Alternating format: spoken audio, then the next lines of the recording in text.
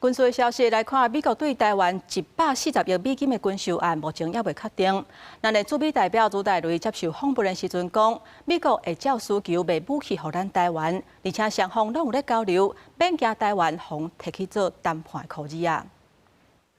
美國總統川普、國務卿盧比歐最近小連續表示，當考慮140億美金對台軍售。咱國駐美代表吳大雷接受美國政治有新聞網站 Politico 專訪時指出，面對中國威脅日漸增加，美國會以需求向台灣出售更較濟武器。台灣尊重美國步調，吳大雷也講，無煩惱台灣會方當作條件交易給中國，因為台美佇包括安全等等項攏保持密切交流。We work together. Like-mindedness is important.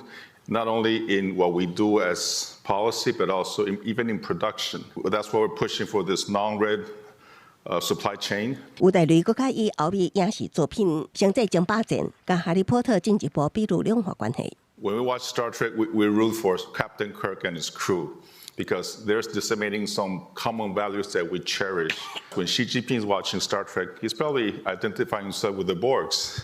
Because it's the cyborgs who say, well, if you don't assimilate with me, then you'll be eliminated or you'll be annihilated. It became like the Hogwarts of Harry Potter. That it's a place that it's there but not there. But once you're there, you find out it's a wonderful place. 當時，國民黨主席陳德文繼續訪美行程，到波士頓甲交保活動的時，陳德文批評民進黨執政10年來，以意識形態治國將台灣推向偏向正軌的險境。國民黨2028年一定會完成政黨輪替，將國家帶回正軌。現在台海危機最重要的導火線，就是民進黨的台獨主張、新兩國論，還有去中國化，陷台灣於不義，陷台灣於危險境地之中。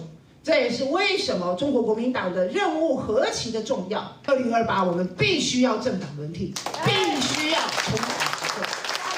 陳德文強調，國民黨守護中華民國憲法，在當前不安的國際地緣政治中，會扮演好搭橋者的角色，為台海甲區域福祉，催出和平的新路。記者綜合報道。